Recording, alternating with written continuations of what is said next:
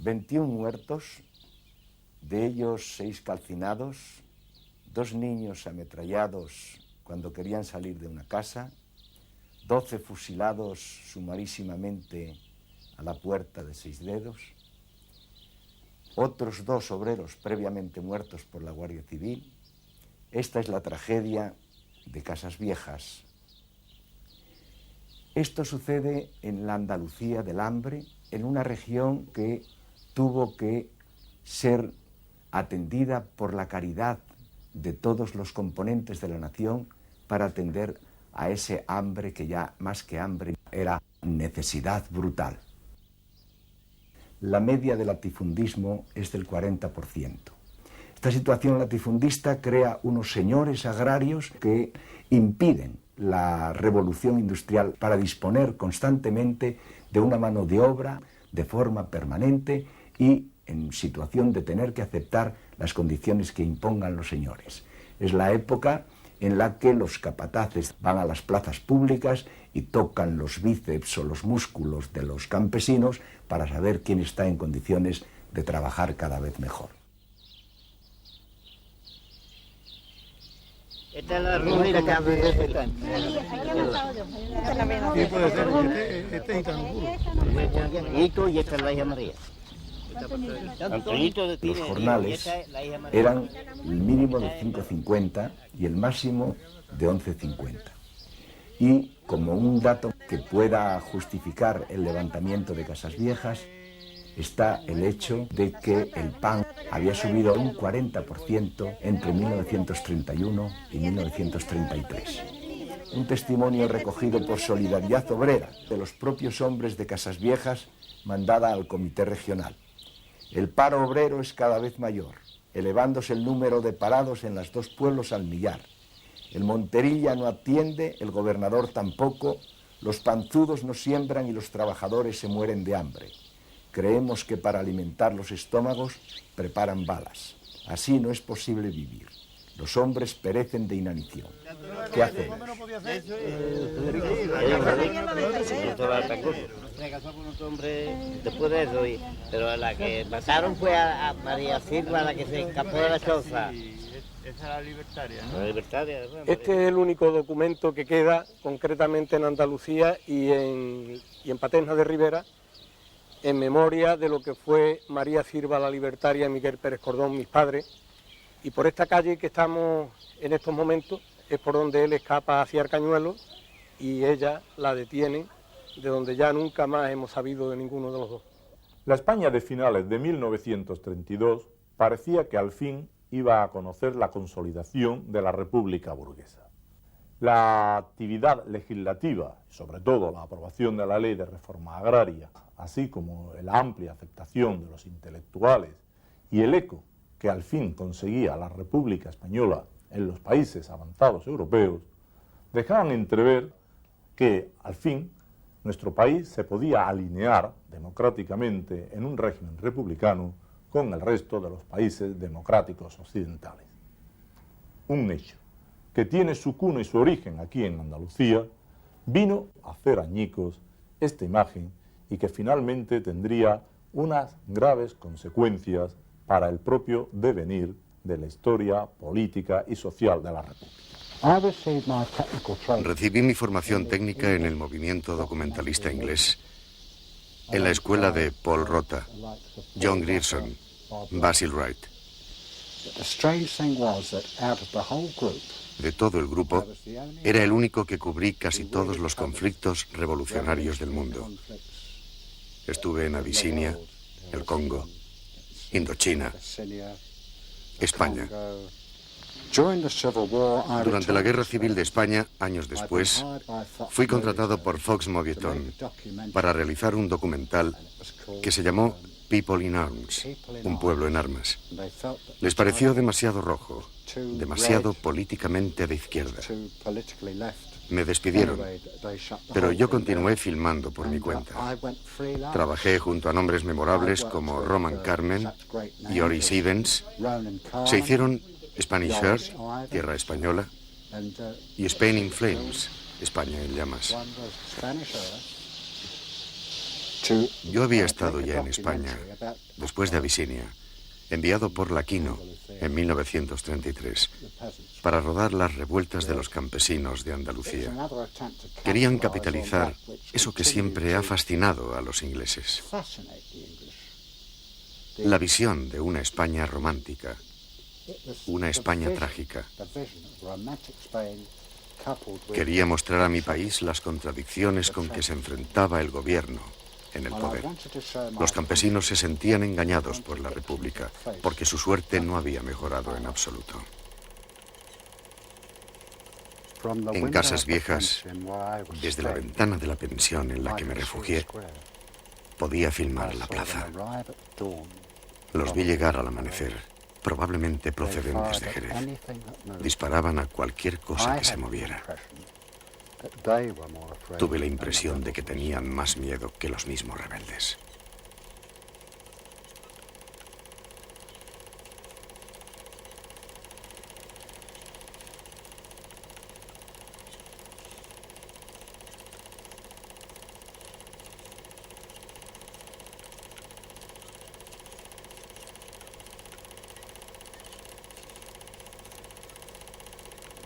Allí en esa calle ahí, el cuartel presidente estaba ahí. Y allí había un guardia y ahí le pegaron un tiro y lo mataron. Porque aquí lo mataron en la calle a nadie, nada más que a este. Los demás fueron sacados de sus casas. Por la noche, cuando mi novio se fue, pues nos acostamos. Y por la madrugada empezaron a cantar y a decir viva el comunismo, viva el comunismo. Y mi hermana y yo estábamos acostadas y mi hermana llorando muchísimo. Y por la mañana, cuando me levanté, lo primero que hice es asomarme a la puerta de la calle y al primero que vi fue a mi novia con una corbata colorada puesta y una escopeta en la mano y le digo, chiquillo, quítate eso que yo no te veo. ¿A qué noche sabía que iba a pasar? Allí en el sindicato que hay aquí arriba, de ahí, allí veíamos unos pocos, pues llevo muchos días, con ese que mataron de 6 dedos y había unas cajas de pistolas, unas pocas, y cantando unos ritmos de comunismo. Y estuve todo el día en mi casa, hasta que una vecina mía me llamó por la ventana y Juan Cabeza, cuando sintió el tiroteo, salió para afuera. Le pegaron un tiro y lo dejaron en el patio, que parece que lo estoy viendo todavía, panza arriba allí pegando la mente. Y allí en mi casa era una choza así, de techumbre, y la pobrecita mi madre, asustadita perdida, entraban las balas por un lado y salían por el otro, y allí chum, chum, chum. Y yo no había sentido nunca un tiroteo, y adentro del pueblo, menos, asustado. Y mamá, ¿eso qué es? Y yo, cállate la boca, cállate. Y entonces vino una hermana mía y me llevó a su casa. ¿Y esta noche cómo vamos a dormir? ¿Cómo vamos a dormir? No, cuida ahí, pues. Cogió los trastes aquellos de las camas, los extendió allí, quietecito, sin moverse. Allí no se podía poner ni las manos así porque le daban las balas. Mis cuñados, mi hermana, mis sobrinos y todos sentaditos en la cama, nada más que asustaditos, escuchando los tiros. Y por la ventana tiraron un tiro y a un guardia quedó cerca de la puerta. Y ya idearon ellos de rociar la casa de Saideo y meterle fuego. Ahí llevaron uno que lo posaron, lo llevaron a la casa, a la zorra, y allí lo metieron y allí murió quemado también.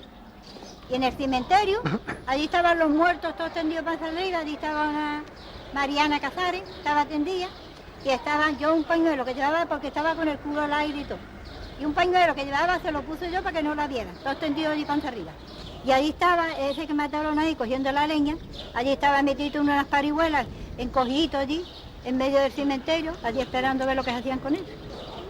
Apenas proclamada la Segunda República Española, un agudo y al mismo tiempo sinuoso escritor soviético, Ilya Ehrenburg, publica un libro, su libro, de reportajes que se llama España, República de Trabajadores.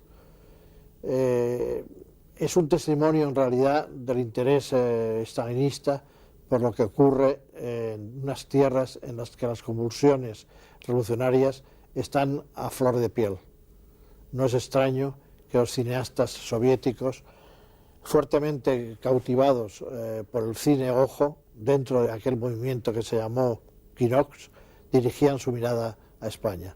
Boris Suniachkov, acompañado del operador Arbatov y con el guionista Peruchov, viajan por tierras andaluzas en los primeros días del año 1933. Así, intentando husmear cinematográficamente los movimientos campesinos anarcosindicalistas de la época, les llega a Sevilla la noticia de la revuelta de Casas Viejas. Convencidos de que aquella revuelta era una confirmación del texto tan popular de Ehrenburg, toman la decisión de visitar y captar todo lo posible la pequeña aldea vecina de Mediasidonia. Lo que captan cinematográficamente es estremecedor. La ingenuidad de un grupo de hambrientos que creyeron que con su rebeldía iniciaban no solo la revolución social, sino la implantación del comunismo libertario en España, terminó en una matanza indiscriminada, preludio de la guerra civil que 3 años más tarde iba a desollar la piel de España. En 1982 llegaron a nuestras manos unas cajas oxidadas y cubiertas de etiquetas con caracteres cirílicos. Las había encontrado un divisionario azul en una aldea rusa cercana a Moscú llamada Biokov. El divisionario falangista y gran conocedor del cine depositó las cajas en los archivos de un conocido sindicalista. No todo el nitrato pudo salvarse, pero las imágenes reales, conservadas por vez primera, pueden exhibirse hoy con todo el dramatismo que contienen, ese que nace de la desesperación hambruna, que se desarrolla en una España irreal, España donde las utopías finalizan siempre en tragedias y en las que una vez más los represores de entonces, en nombre de la República, terminan por ser los sublevados de 1936.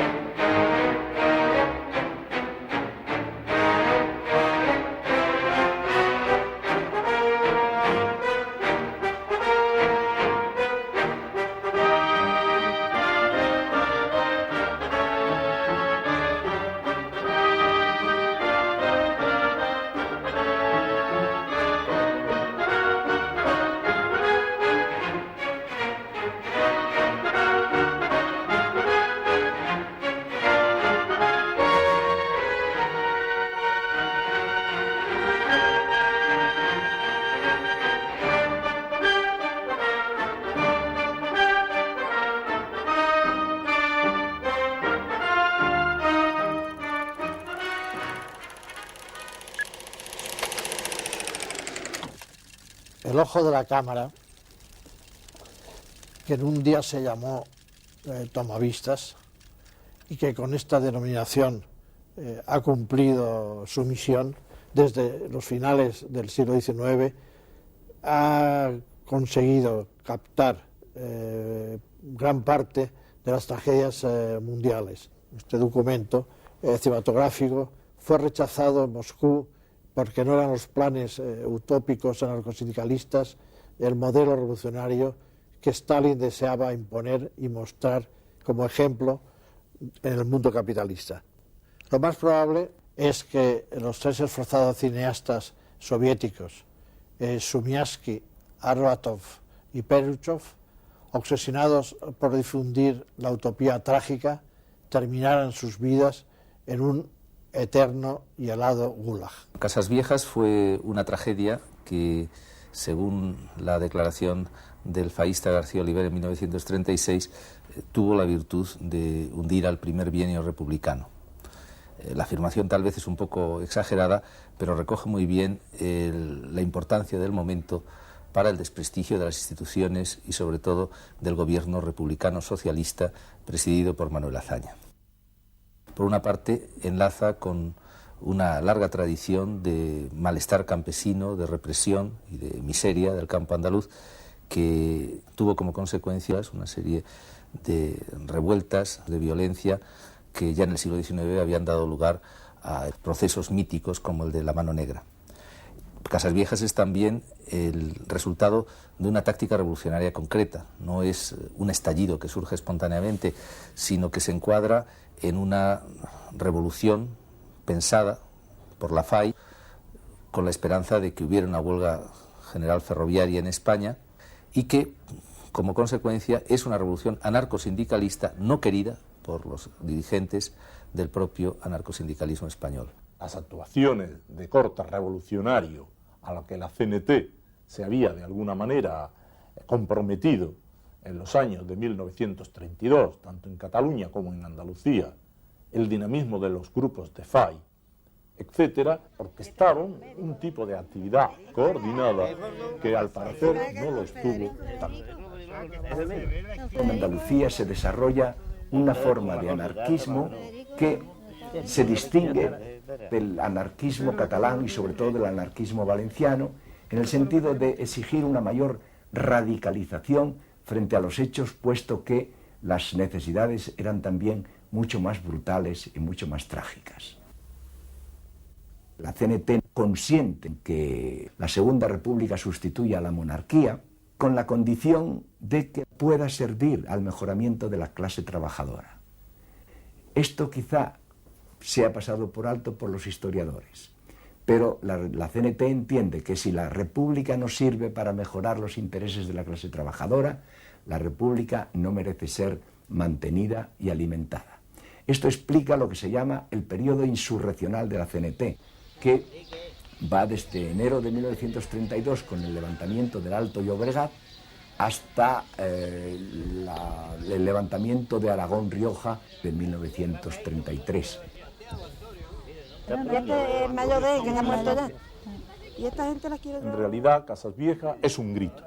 Se puede entender como ese grito milenario de los campesinos sin tierras que desde hacía 100 y pico de años, jornaleros, campesinos, venían luchando por una tierra que se le había usurpado. Pero la verdad es que aquellas viejas gestas de revueltas campesinas de finales del siglo XVIII y XIX quedaban un poco lejos.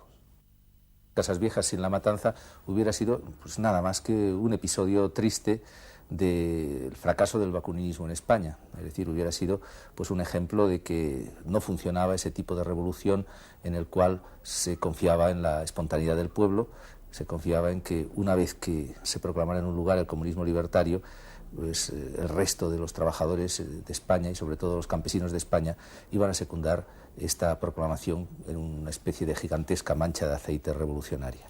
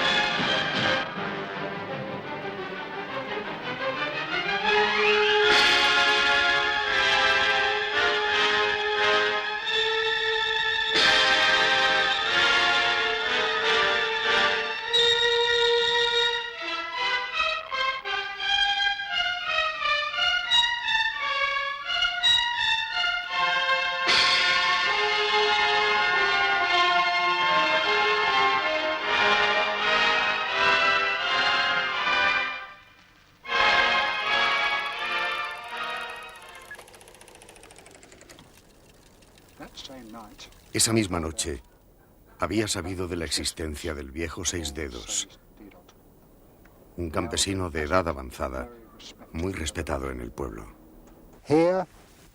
Aquí estaba su choza. Había otras alrededor.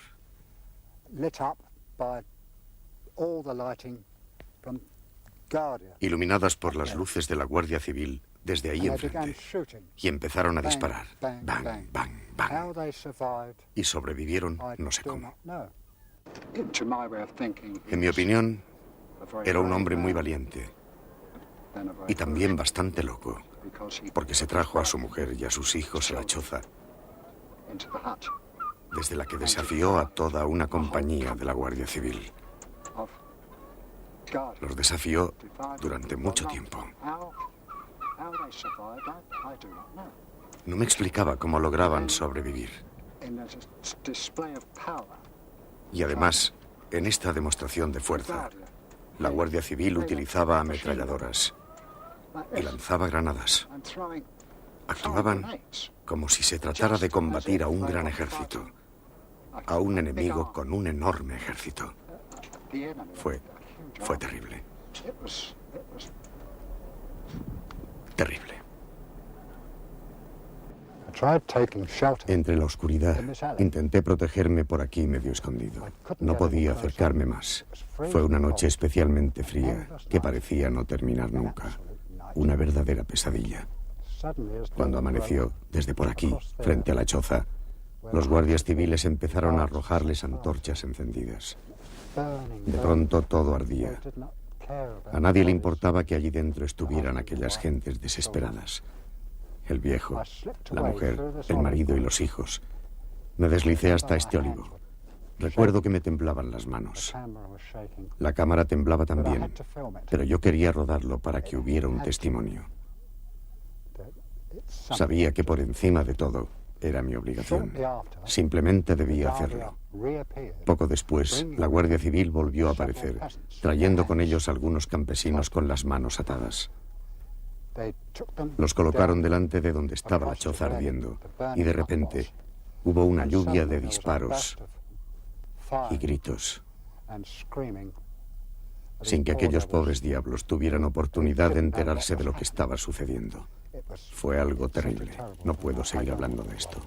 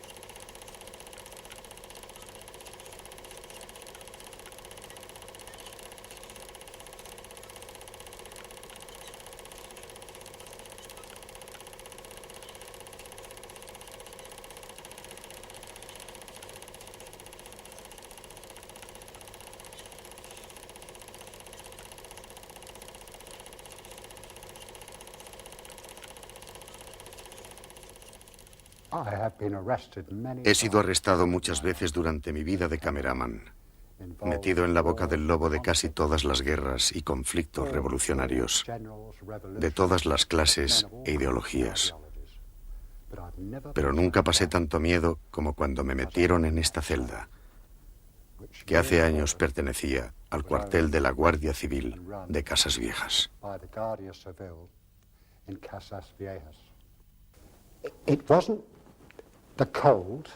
No era el frío, no era el hambre, o el hecho de tenerme encerrado entre aquellos pobres campesinos que no podían entender una palabra de lo que yo dijera. Era el terror a lo desconocido, los pasos inquietantes del exterior, las puertas que se abrían y cerraban. Mi única esperanza en aquel momento era la de que me llevaran ante un juez de Jerez.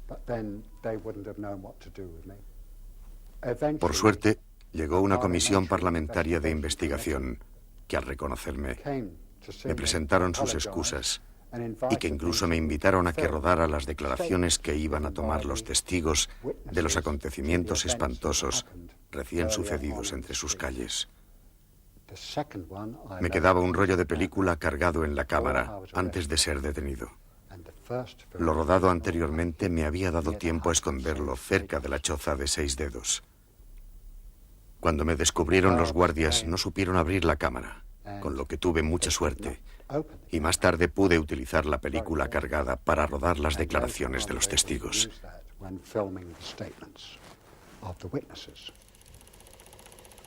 Las rodé aunque no tuviera sonido, mientras un mecanógrafo del gobierno escribía todos los detalles de las declaraciones realizadas por los testigos. Lo que contaban era algo terrible. Fue terrible. Es un material incompleto que no he tenido oportunidad de dar a conocer. Juan Bascuñana, alcalde de Casas Viejas, zapatero, dice que en la mañana del día 11 un grupo de obreros fue a comunicarle que se había declarado el comunismo libertario en España y que ellos no querían hacerle daño a nadie, pero que les dijese a los guardias civiles que se rindieran, porque en España éramos ya todos iguales y no mandaba nadie. Procuró hablar con Medina sin poder hacerlo porque la línea estaba cortada. Que el sargento le dijo que moriría defendiendo a la República proclamada y que este mismo sargento murió de una descarga de escopeta al asomarse a la ventana. De 6 dedos dice que era un hombre trabajador, que no tenía ideas políticas, pendiente siempre de los suyos, que todos los que murieron eran muy buenas personas. Andrés Vera, el cura del pueblo, declara que la culpa de los sucesos era del hambre, que ya no se podía aguantar, que solo hay 4 propietarios del pueblo y algunos de fuera. Le daba pena ver parados en la plaza a los trabajadores desde agosto. Dice que antes de entrar los de asalto, la Guardia Civil entró disparando al aire y la gente se fue a sus casas, habiendo completa tranquilidad, hasta que a las 4 o las 5 entró un camión de guardias de asalto que venían de Jerez y tomaron el pueblo sin que les hubieran hecho frente. Sobre 6 dedos opina que era excelente como su familia y jamás se habían metido con nadie. Francisco Cantero, afiliado al Partido Socialista, en cuyos locales se reunía los domingos, y le decían que había que implantar la reforma agraria repartiendo las tierras para que se acabase el hambre y para que todos fueran iguales. Por eso le pegó y maltrató el guardia García. Se escondió en casa cuando oyó los tiros. A su hijo Juan lo sacaron los de asalto y enseguida escuchó la descarga en la choza de 6 dedos. Dolores Benítez, 48 años. Tengo 7 hijos, digo 5, que 2 me los han matado. Se acostaron juntos en la cama de mi madre. Estábamos acostados mi marido y yo en la otra cama. Por las rendijas de la puerta se veían los resplandores del fuego de la choza de 6 dedos. Nos preparamos por si iban a arder todas las chozas. Se oía la ametralladora. Se vistieron con miedo a encender la lumbre. A las 7, mi marido fue a recoger una burra que había dejado en el corral para librarla de los tiros. Por eso se salvó de que le mataran también a él. Ya de día entraron varios guardias. Que se levanten y salgan fuera. Se llevaron a Juan, de 22 años, y a Manuel, de 21. Ella quiso seguirles, pero un guardia la increpó. Si no vuelve usted atrás, le soltamos una descarga. Que oyó decir, con estos ya hay bastantes. Oí una descarga y fui corriendo. En la corraliza estaban los 2 tirados uno sobre el otro, llenos de heridas. No había ni donde darles un beso. Un reguero de sangre que no había donde poner los pies. Al dolor se le perdió el mundo de vista. A ver quién se atreve a negarme esto. Que no me pongan delante de quienes me los mataron. Sebastiana Reyes, 38 años, 5 hijos. Que su marido Manuel Benítez estaba malo y de poco ánimo, levantado con los suyos en silencio cuando aparecieron 3 guardias. ¿Qué hace usted? Ya ve, estar con los míos. Le encontraron una escopeta vieja de cuando había sido guardia de campo que no disparaba. Pero si no ha disparado desde hace 10 años. Que un guardia civil intervino a su favor ante el oficial. Tengo órdenes terminantes. Tuvieron que ayudarle a salir y lo sentaron en un pollo de tierra. Los hijos se le colgaban del cuello llorando. Un guardia. No lloréis, nenes, que no le hacemos nada a papá. Manuel andaba con dificultad de estar 3 días en la cama y tenían que sostenerle por las axilas. Un guardia civil le dijo al oficial que estaba malo, pero este no dijo más que ¡fuego! Antonio Lara Jiménez, barbero. No manifestó sino que entre el temor de todos los vecinos de Casas Viejas, él se prestó a levantar los cadáveres del montón que lo componían. Requerido por el juez, fui levantándolos. A su lado no había armas. Era un verdadero río de sangre. Separado del grupo estaba el cadáver de Manuel Alago, que aún tenía ardiendo las ropas por el vientre y se ordenó que fueran apagadas. En el interior de la choza, que aún ardía, se veía un montón de huesos humanos y al final un cráneo ya pelado. Todos tenían volada la bóveda del cráneo como de un disparo de gracia a bocajarro y varias heridas de bala. María Cruz García, 43 años, 11 hijos. Le mataron al único que ayudaba a su padre. Lo sacaron los de asalto de la casa del abuelo con otro joven a las claras del día. Vino a decírselo su cuñada Isabel. Nos lo han matado. Los vio en el corralito de 6 dedos tiraditos de espalda, que había ríos de sangre que se comían los perros. Que los mataron de un modo criminal. Que solo le pedí a Dios que haga con ellos lo mismo que han hecho con el hijo de mi alma. Que estaban como parvos tiraditos en el suelo. Que iban 2 guardias civiles acompañando a los guardias de asalto para que sacaran a los que ellos decían. Encarnación Ruiz. Mi Manuel estaba enfermo. No estaba asociado con los anarquistas y no había tenido nunca un arma, pero no le sirvió de nada cuando por la mañana vinieron los de asalto apuntándonos con los fusiles. Les enseñé la cama aún calentita como prueba de que no se había metido en nada. Eché tras ellos llorando. Uno sacó la pistola y me la puso en el pecho. Márchate o... Me dieron un palo muy fuerte. Caí al suelo diciéndole que estaba embarazada. Lo arrastraron por los pies hasta la calle. Se hincharon con él a culatazos. Echaba sangre por todas partes. A lo lejos vi cómo lo tiraban al alto y lo dejaban caer contra el suelo. Me lo mataron de una paliza y lo echaron al fuego. No he podido abrazarle. Me lo han matado. Estaba sentadito en una silla. Le estaba haciendo una tacita de café porque estaba malo. Se lo llevaron tirando todos los muebles. María Villanueva, que estaba con su niño Juan. Aclara que para una madre un hijo es siempre un niño. Que llegaron una multitud de guardias en tropel diciendo «¡Hombres afuera!», que salieron el padre y el hijo con los brazos contra el cielo. Un guardia con el cañón de la escopeta le volcó la cama, que a su niño se lo llevaron al matadero y allí lo dejaron muerto, que con su pena, al verlo, cayó al suelo y allí la recogieron. Tengo el corazón destrozado, no sé si podré vivir. Juanillo era un buenazo, un inocente, casi tonto por demasiado bueno. Todos los del pueblo lo saben. Esta hija mía me cogió a la fuerza para que no le siguiera. Lo mataron como quien mata a un gato.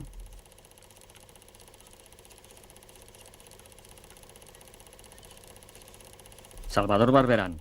Se llevaron a su hijo y ante sus lamentos le dijeron que no se asustara, que era para tomarle declaración, que no le pasaría nada, que el civil les dijo a los de asalto, no tirar que es honrado, pero que volvieron y se lo llevaron con Manuel Benítez y otro mozuelo, que le empujaron a culatazos en el corralillo. A la pa' dentro entre un montón de muertos. Nos los han matado, nos los han matado. Se dirigió al guardia civil. Hombre, llame usted a Gutiérrez que me conoce. Y este le dijo, anda, corre y vete a tu casa, salvándole la vida. Cuando le vi le salían los sesos por la herida. Al llegar a casa de su padre, anciano de 75 años, lo encontró cocido a balazos en un rincón. El niño Salvador Barberán, que iba a guardar los cochinos cuando 4 de asalto y un civil le apuntaron y él les dijo, no tirar a mi abuelito, que cogió del suelo una bala y se la dio a un guardia, el cual le dijo, tira eso, que no es un merengue. Que viendo que su abuelito no se movía, salió corriendo. Que el abuelo quedó abatido sin más en una charca de sangre. Tenía un boquete en la cabeza y se llenó con su sangre las manos para besarle el cuello. 3 hijos murieron tísicos. El cuarto estaba enfermo. El chico tenía unas calenturas. Entraron a culatazos. Le hicieron levantar y lo arrastraron. Si está malo, pa' cuando esté bueno. Si no ha hecho nada, pa' cuando lo haga. Que viendo que tardaban, fue hacia el corralito del 6 dedos, donde había visto que los llevaban, y los vio tiraditos de espalda. He visto correr a un perro con un hueso en la boca. No he podido abrazarle. Bandidos. Allí estaba mi madre, en el chozo también, y Josefita Lago. Y mi primo Manuel, que todavía vive, está en Puerto de Santa María. Entonces ellos dos, mi madre y mi tío Manuel, se salen por una ventanita, se respaldan con una burra que debe traer una chumbera, matan a la burra y los 2 críos se escapan. Y de ahí pues empiezan a poner la libertaria y por todas partes aparece María Sirva la libertaria. Pero los demás todos mueren allí carbonizados. El que no muere carbonizado luego lo traen y allí a tiro limpio, ¿no? Abatado de mano y a tiro limpio. Entonces empieza la tragedia de la familia. Dejan Benalú porque aquello era insoportable. Cada uno coge para un lado, unos para Francia, otros para San Fernando y cada uno para una parte. Es la antesala de lo que va a ser el gran teatro trágico, o sea, nuestra guerra civil, que se va a producir en la nación 3 años más tarde. Esta situación da lugar a unos relatos de gran calidad periodística que ponen de manifiesto ante la opinión pública lo que ha sucedido, a unas respuestas del gobierno encabezado por Manuel Azaña de gran torpeza. El gobierno inicialmente no sabe lo que ha pasado, ignora las ejecuciones sumarias. Azaña llega entonces a declarar en el Parlamento que ha ocurrido lo que tenía que ocurrir. Los republicanos socialistas se niegan a que haya una comisión parlamentaria que luego tendrán que aceptar y propugnar, y como resultado es que se produce un giro profundo hacia favorable a la derecha en la situación política española, y el gobierno republicano socialista pues se encuentra encerrado en la tremenda contradicción de haber sido responsable, siquiera por omisión, siquiera por falta de control de las fuerzas de orden público, de una matanza totalmente incompatible con el espíritu de la Constitución republicana. La CNT y sobre todo la FAI hizo responsable de lo ocurrido y de la represión posterior a Azaña. A partir de este momento, entre la crítica feroz por colaboracionismo llevado a otros partidos de izquierda, la negativa absoluta y total en participar en cualquier actividad republicana, el mantener el radicalismo revolucionario, que se acentuaría más aún en el año siguiente, del 34, y la explotación verdaderamente inicua que hace la derecha del suceso, vinieron, en último término, a crear unas condiciones que hicieron por completo inviable la posibilidad de una república burguesa en España.